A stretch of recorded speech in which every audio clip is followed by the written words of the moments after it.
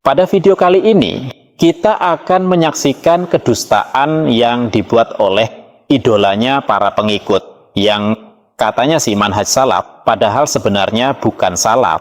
Sebab yang mereka ikuti adalah Syekh Albani dan yang lain setelahnya.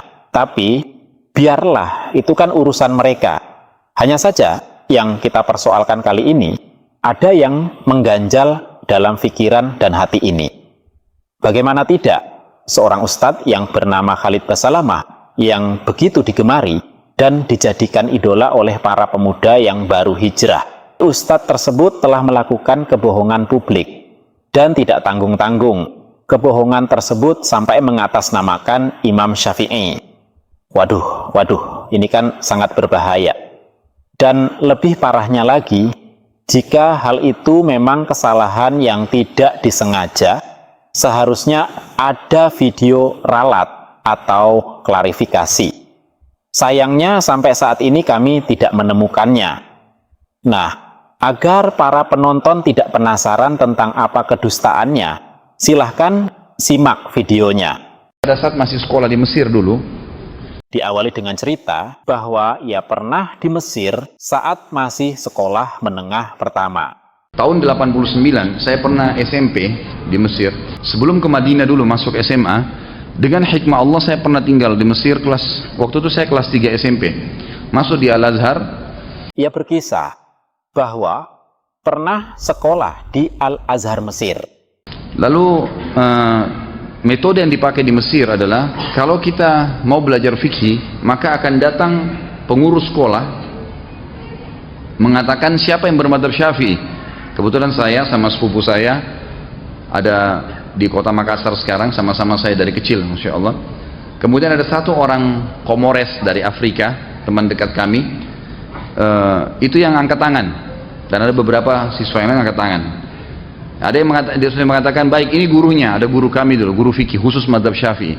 Nanti ada dia katakan siapa yang madzhab Hanafi, si fulan angkat tangan berapa orang, teman-teman dari Turki waktu itu ada yang angkat tangan, maka pindah di kelas sebelah. Ada madzhab Maliki pindah di sebelah sana, ya, rata-rata dari teman Afrika madzhab Maliki. Kemudian ada madzhab Hambali, ya, ini rata-rata dari Timur Tengah, maka pergi ke kelas yang lain. Jadi kami dulu waktu di Mesir tidak pernah tahu Imam Malik bilang apa, Imam Ahmad bilang apa, saya tidak pernah tahu gitu. Ia menjelaskan ketika sekolah di Al-Azhar, saat dijelaskan tentang fikih. Saat itu tidak diberitahu tentang macam-macam pendapat mazhab. Lain ketika di Madinah. Ya bagaimana mau diberitahu? Saat itu ia masih SMP, tentu saja ada tahapannya. Bukan berarti di Mesir tidak dipelajari tentang mazhab. Terbalik waktu saya masuk ke Madinah. Di Madinah subhanallah, kita didatangkan dengan satu dosen fikih, lalu beliau mengatakan hukum jual anjing misalnya. Imam Syafi'i bilang begini, ini dalilnya. Imam Ahmad bilang begini, ini dalilnya. Imam Malik bilang begini, dalilnya. Imam Hanifah bilang begini, ini dalilnya. Jadi kita bisa memilih. Kalau zaman dulu tidak gitu. Ya terang saja, saat di Madinah, ia sudah mahasiswa. Tentu saja, itu bukan berarti di Mesir tidak dijelaskan tentang fikih perbandingan. Nah, saya pernah duduk sama guru fikih saya ini dan saya masih ingat beliau mengatakan, semoga Allah menjaga, waktu itu beliau memang matanya buta ya, dan ahli fikih Syafi'i memang. Dan beliau mengatakan, dia tahu nama saya, dia bilang, Khalid, sudah tahu belum kalau khilaf diantara ulama masalah mana salam yang wajib? Apakah dua-dua salam itu wajib atau satu salam saja yang wajib? Gitu kan? Lalu beliau mengatakan, nah di bagian inilah kedustaannya. Anda simak baik-baik ya. Kalau selain Syafi'iyah menganggap bahwasanya salam dua-duanya itu, salam satu wajib, salam yang kedua sunnah. Artinya, kalau kita salam assalamualaikum warahmatullah, waktu itu beliau praktikkan di depan saya masih ingat, balik ke sebelah kanan, kemudian pas orang balik ke sebelah kiri, dia mengeluarkan angin, maka dalam madhab selain Syafi'iyah ini sah sholatnya, karena dianggap salam kedua hukumnya sunnah.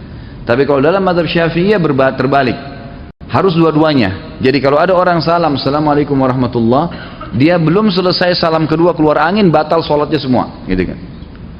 Ini khilaf diantara ulama tentang kewajibannya, tapi ini memang tidak masuk dalam dalil secara khusus yang menjelaskan masalah itu. Hanya saja memang ini khilaf diantara ulama yang saya ingin sampaikan ke teman-teman agar lebih jelas berhubungan dengan masalah itu. Allahu a'lam. Padahal Dalam mazhab Syafi'i, mengucapkan salam yang kedua adalah sunnah. Lihat keterangan di dalam kitab Al-Azkar karya Imam Nawawi, Maktabah Imaratullah, Surabaya, halaman 66. Dengan redaksi, wal wajibu taslimatun wahidatun. Artinya, yang wajib adalah satu kali salam. Wa ammas saniyatu fasunnatun. Sedangkan salam yang kedua adalah sunnah. Lau tarokaha lam yadurrohu. Andai kata tidak mengucapkan salam yang kedua, maka tidak mengapa. Dari pernyataan Imam Nawawi ini sudah jelas bahwa salam yang kedua adalah sunnah, bukan wajib. Justru yang mewajibkan mengucapkan salam pertama dan kedua adalah mazhab Hambali yang kebanyakan dianut oleh mayoritas Islam di Saudi. Coba perhatikan keterangan dalam kitab Al-Fiqhul Islami wa Adillatuhu. Juz 1 pada halaman 671. Ar-Ruknutasi Assalamu. Rukun yang ke-9 adalah salam. Assalamu lawwalu lil khuruji minas sholati halal qu'udi fardun indal malikiyah wa syafi'iyah. Artinya, salam yang pertama dikarenakan keluar dari sholat. Pada saat duduk adalah fardu menurut mazhab Malik dan mazhab Syafi'i. Perhatikan selanjutnya. Wat taslimatani fardun indal hanabilah. Sedangkan dua salam adalah fardu menurut mazhab Hambali, terkecuali sholat jenazah, sholat sunnah, sujud tilawah, dan sujud syukur. Menurut mazhab Malik dan Syafi'i, sholat dikatakan selesai saat mengucapkan salam pertama. Sedangkan menurut mazhab Hambali, sholat baru dikatakan selesai ketika telah salam yang kedua. Ini sangat bertolak belakang dengan apa yang dikatakan oleh Ustadz Khalid tadi. Saya tidak tahu apa tujuan Ustadz tersebut menjelaskan mazhab Syafi'i, sementara ia sendiri tidak bermazhab Syafi'i, yang pada akhirnya keliru. Seharusnya jangan membicarakan apa yang tidak diketahuinya. Kasihan para pengikutnya, mungkin setelah melihat video ini, pengikutnya mengatakan, maklum, namanya manusia kan bisa saja khilaf. Pertanyaannya, kalau merasa khilaf, harusnya klarifikasi dong, ralat, supaya tidak menyesatkan umat.